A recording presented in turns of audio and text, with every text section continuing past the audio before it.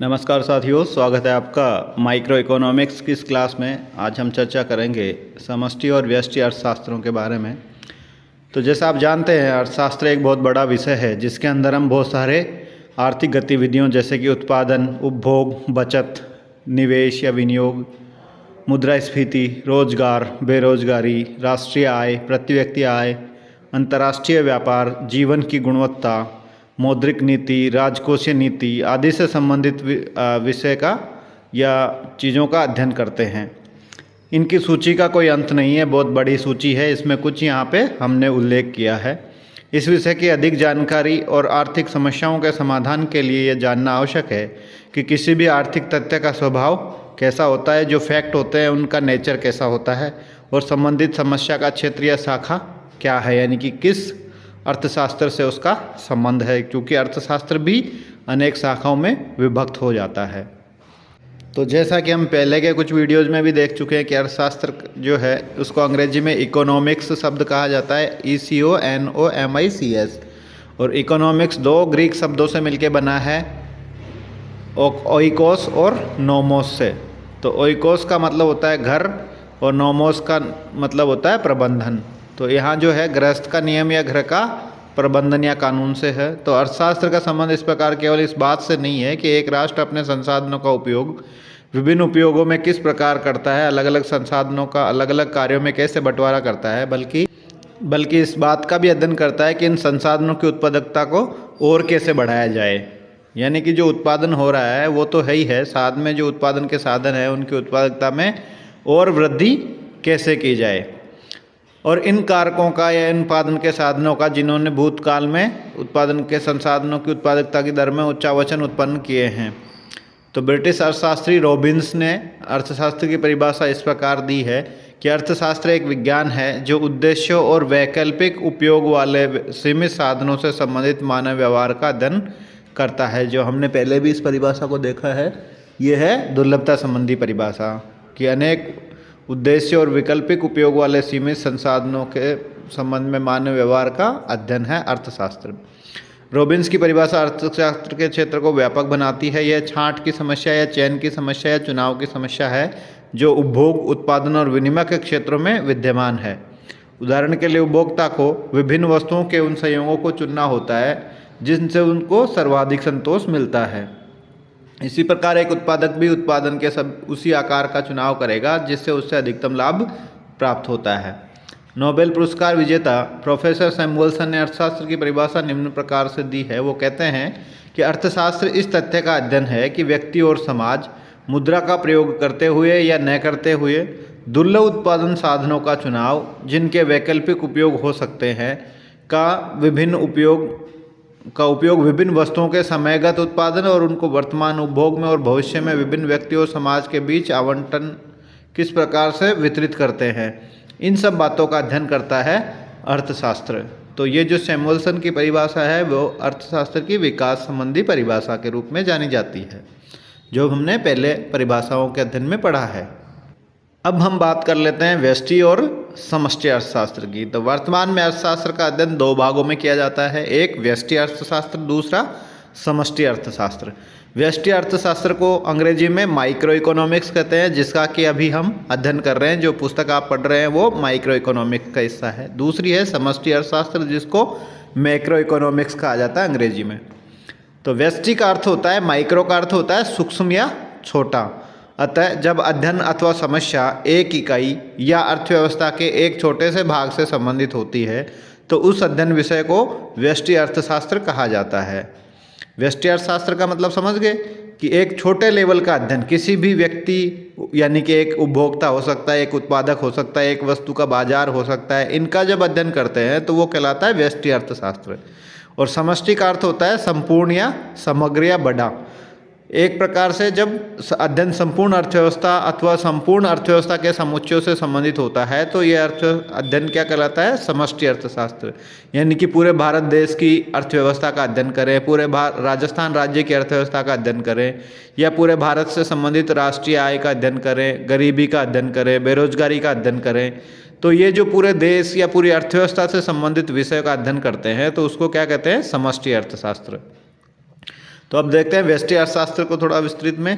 तो व्यष्टि अर्थशास्त्र आर्थिक क्रिया की एक इकाई अथवा अर्थव्यवस्था की एक इकाई के भाग या एक से अधिक इकाई के छोटे समूहों का अध्ययन करता है। यानी कि छोटे छोटे इकाइयों का, अर्थव्यवस्था के अंदर जो छोटे छोटे इकाइयां हैं उनका अध्ययन करना अलग अलग, वो कहलाता है व्यष्टि अर्थशास्त्र। ग्रीक शब्द होता है माइक्रोस, के लिए शब्द माइक्रोस का अर्थ होता है छोटा यानी कि सूक्ष्म। यह व्यक्तिगत आर्थिक एजेंट यानी कि जो छोटे छोटे आर्थिक क्रियाकारक हैं या कारक हैं उनके व्यवहार का अध्ययन करता है तथा वस्तु और सेवाओं की कीमतों के निर्धारण की प्रक्रिया को इसमें अध्ययन किया जाता है। तो जो व्यष्टि अर्थशास्त्र है उसमें मुख्यतः वस्तुओं का कीमत निर्धारण, उसके अलावा वस्तुओं की आपूर्ति और कीमत के आधार पर कीमत निर्धारण, उपभोक्ता का संतुलन, उत्पादक का संतुलन, बाजार संतुलन आदि का अध्ययन किया जाता है। तो इसको कीमत सिद्धांत का नाम भी दिया जाता है। यानी कि व्यष्टि अर्थशास्त्र का दूसरा नाम क्या है? कीमत सिद्धांत। अर्थव्यवस्था की सूक्ष्म जानकारी किसी व्यक्ति, फर्म, घरेलू कार्य आदि की नीति निर्धारण में सहायक होती है। यानी कि बारीक जानकारी जो होती है, बारीक छोटी छोटी इकाइयों की, वो इन सब के लिए उपयोगी होती है। तो उत्पादन है, उपभोग है, मूल्य निर्धारण है, मजदूरी दर का निर्धारण है आदि में इससे क्या होता है? सहायता मिलती है, मदद मिलती है। इस अध्ययन का उद्देश्य किसी भी उत्पादन, विनिमय और वस्तुओं के वितरण के व्यवहार के प्रारूप तथा अंतर संबंधों के विषय में भविष्यवाणी करने में मदद करती है। तो यह अध्ययन जो है उससे हमें उत्पादन का अनुमान लगाया जा सकता है, विनिमय की दर निर्धारित की जा सकती है और वस्तुओं के वितरण या आपस में बंटवारा या आवंटन की समस्या का भी अध्ययन किया जाता है। इस प्रकार व्यक्तिगत आर्थिक इकाइयों के दृष्टिकोण से संतुलन की स्थिति को प्राप्त करना व्यष्टि अर्थशास्त्र का उद्देश्य है। यानी कि उपभोक्ता का संतुलन, उत्पादक का संतुलन किसका उद्देश्य है? व्यष्टि अर्थशास्त्र का।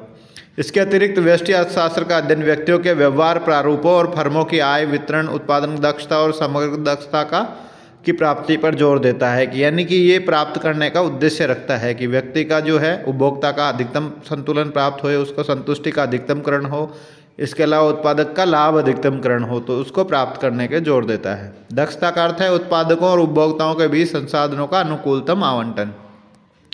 यानी कि जो आवंटन है वो अनुकूलतम हो जिससे कि उसका उपभोक्ता की संतुष्टि का अधिकतमकरण हो जाए और उपभोक्ता के लाभ, उत्पादक के लाभ अधिकतमकरण, जिससे वस्तु और सेवाओं की न अत्यधिक मांग न अत्यधिक आपूर्ति हो, दोनों बराबर हों।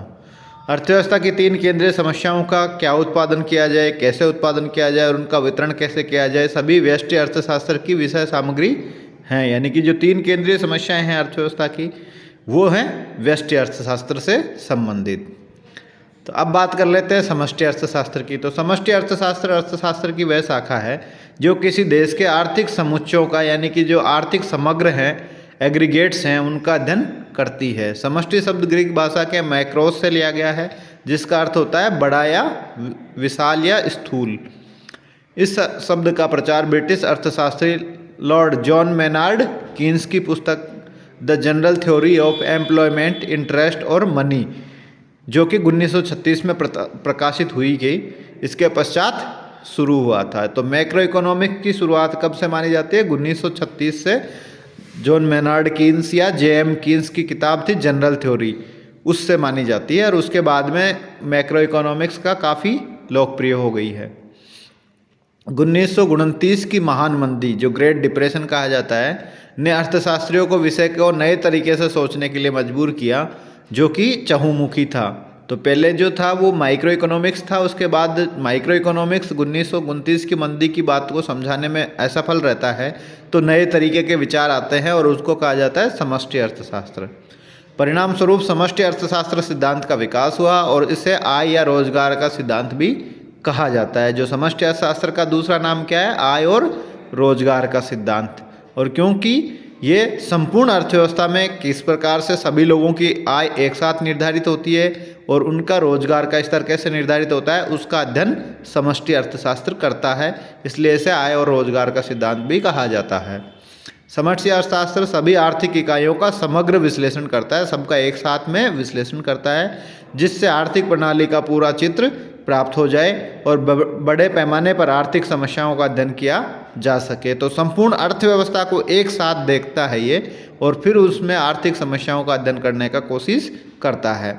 उत्पादन, मूल्य स्तर और रोजगार के घटक अर्थव्यवस्था में एक साथ काम करते हैं, जो ये व्यक्त करता है कि उनमें परस्पर निकट संबंध है। तो ये जो समष्टि अर्थशास्त्र है वो समग्र राष्ट्रीय उत्पादन, सामान्य कीमत स्तर और रोजगार के स्तर का पूरी अर्थव्यवस्था का एक साथ अध्ययन करता है और उसमें आपसी संबंधों का भी अध्ययन करता है। समष्टि अर्थशास्त्र में अर्थव्यवस्था के इन सभी घटकों को सम्मिलित रूप से देखा जाता है, एक साथ देखा जाता है। गृहस्थ यानी कि जो हाउस हैं और फर्म है, सरकारें हैं, विदेश क्षेत्र है, इन सब को इस अर्थव्यवस्था के 4 घटकों का सहयोग मान करके देखा जाता है कि एक तरफ तो जो परिवार हैं, दूसरी तरफ फर्में हैं। फर्म से मतलब होता है वो जो उत्पादन का कार्य करती हैं। इसके अलावा सरकार जो टैक्स लगाती है और विकास का काम करवाती है। और विदेश क्षेत्र से मतलब है आयात और निर्यात, जो अन्य देशों के साथ हम करते हैं। तो इन सब का जो शामिल रूप है वो एक साथ पूरे देश के लिए, पूरी अर्थव्यवस्था के लिए देखा जाता है, उसको कहते हैं समष्टि अर्थशास्त्र। तो समष्टि अर्थशास्त्र में बाजार व्यवस्था, कर प्रणाली, बजट नीतियाँ, मुद्रा पूर्ति की नीतियाँ, प्रशासन की भूमिका, ब्याज दर, मजदूरी, रोजगार और उत्पादन के प्रभाव का विश्लेषण किया जाता है। आगे हम जो समष्टि अर्थशास्त्र है वो सेकंड ईयर में पूरी डिटेल में ये सब चीज़ें पढ़ेंगे। इसे आय और रोजगार सिद्धांत भी कहा जाता है, क्योंकि इसका संबंध संपूर्ण अर्थव्यवस्था और आर्थिक समस्याओं और उनके समाधान से है, जैसे कि बेरोजगारी, मुद्रास्फीति, भुगतान संतुलन का घाटा आदि विषयों से इसका अध्ययन सामग्री से संबंध है और उसके बाद ये इसके आधार पर निष्कर्ष निकालता है। तो अब बात कर लेते हैं इन समष्टि और व्यष्टि की आपस में निर्भरता। तो समष्टि अर्थशास्त्र और व्यष्टि अर्थशास्त्र के 2 भाग है, लेकिन ये 2 परस्पर असंबंधित नहीं है, एक दूसरे से अंतर संबंधित है। व्यष्टि और समष्टि अर्थशास्त्र में निकट संबंध पाया जाता है। सभी व्यष्टि आर्थिक अध्ययन समष्टिक आर्थिक चरों को अधिक अच्छे प्रकार से समझाने में सहायता प्रदान करते हैं।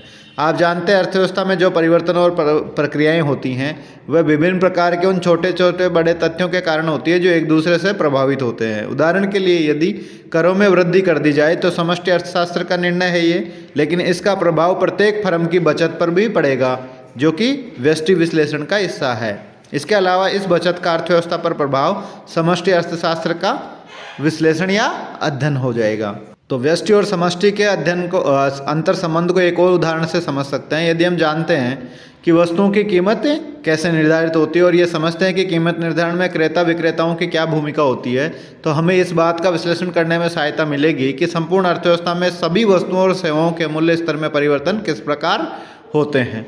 इस संदर्भ में क्रेता विक्रेताओं के व्यवहार का अध्ययन व्यष्टि अर्थशास्त्र से संबंधित है, जबकि संपूर्ण अर्थव्यवस्था में मूल्य स्तर का विश्लेषण समष्टि अर्थशास्त्र से संबंधित है। इसी प्रकार यदि पूरी अर्थव्यवस्था का अध्ययन करना चाहें तो हमें अर्थव्यवस्था के प्रत्येक क्षेत्र के निष्पादन या प्रदर्शन का अध्ययन करना पड़ेगा, और प्रत्येक उत्पादन इकाई, समूह अथवा क्षेत्र का अध्ययन व्यष्टि अर्थशास्त्र का अध्ययन क्षेत्र है। इसके विपरीत संपूर्ण उत्पादन इकाइयों या समस्त क्षेत्रों का एक साथ अध्ययन समष्टि अर्थशास्त्र का अध्ययन क्षेत्र है। इस प्रकार समष्टि अर्थशास्त्र और व्यष्टि अर्थशास्त्र दोनों अर्थशास्त्र के आपस में संबंधित भाग हैं, यानी कि एक एक इकाई का अध्ययन अलग अलग करेंगे तो वे व्यष्टि अर्थशास्त्र हो जाएगा, और उन्हीं इकाइयों को सभी को एक साथ लेकर के अध्ययन करेंगे तो वो समष्टि अर्थशास्त्र बन जाएगा। तो ये आप जान रहे हैं दोनों आपस में एक दूसरे से संबंधित हैं।